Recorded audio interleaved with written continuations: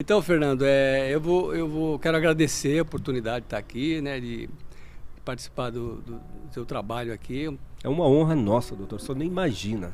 Ah, obrigado. Uma honra nossa. Eu espero que eu esteja à altura dessa honra. Ah, tá sim.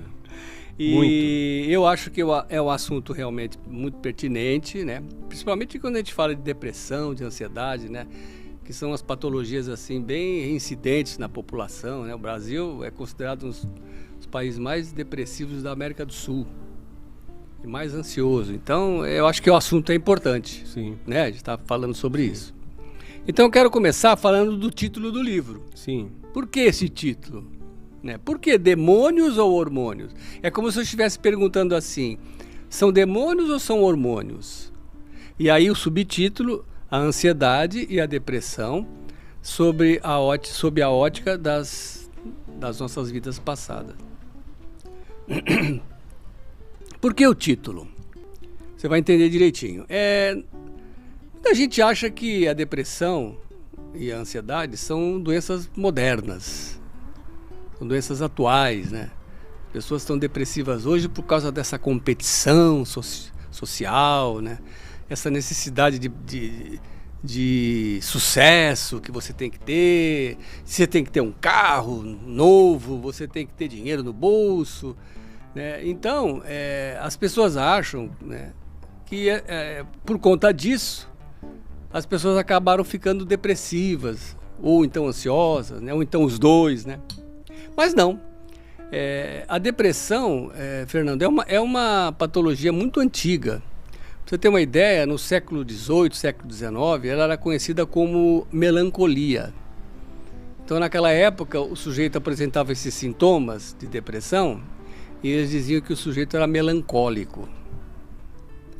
E mais antigo ainda, lá para o século VI, só para você ter uma ideia, o Papa Gregório Magno, ele que instituiu os 7 pecados capitais. Então você, como um bom católico, deve se lembrar dos 7 pecados capitais, lembra? Alguns. Eu sei da gula, que é o que pega mais. Gula. A preguiça, que é uma loucura, essa preguiça, não é Preguiça. isso? Avareza. Avareza. Luxúria. Luxúria. Tem mais algum? Ira. Ira. Eu também não lembro deles todos. Orgulho. Orgulho, né? Mesmo, Bom, tudo bem. O Papa Gregório Magno, quando ele construiu esses 7 pecados capitais, no século VI, e ele fez isso baseado nas epístolas de Paulo, um dos pecados que ele colocou lá na súmula oficial, um desses pecados, um dos 7, foi colocado lá pelo Papa Gregório por causa da depressão. Não sei se você sabia disso. Não sabia. Na realidade, sabe, eu sabia porque eu assisti uma palestra do senhor. Na palestra do senhor, o senhor falou sobre isso, eu anotei isso aí. Então, porque você imagina, Fernando, naquela época, como era difícil entender o comportamento de um depressivo, que já existia naquela Sim. época depressivo. Então o cara apresentava aquele comportamento antissocial, um sujeito amargo, ranzinza, nada agrada a ele, quer ficar isolado, às vezes fica fechado dentro do quarto. Então eles não entendiam por que o sujeito tinha esse comportamento, sendo que ele era casado, tinha filho, trabalho, tinha tudo para ser feliz, como os depressivos também da atualidade, né? Tinha tudo para ser feliz e apresentava aquele tipo de comportamento. Então eles não entendiam.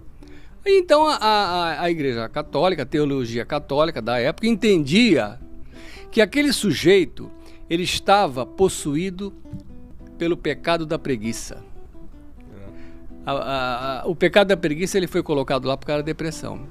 Porque, não sei se você sabe também, deve saber, que segundo a teologia católica, para cada pecado capital existe um demônio correspondente. Então, existe o demônio da avareza, da luxúria, da ira, e existe o demônio da preguiça. Então, eles entendiam que aquele sujeito que apresentava aqueles comportamentos, ele estava possuído pelo demônio da preguiça.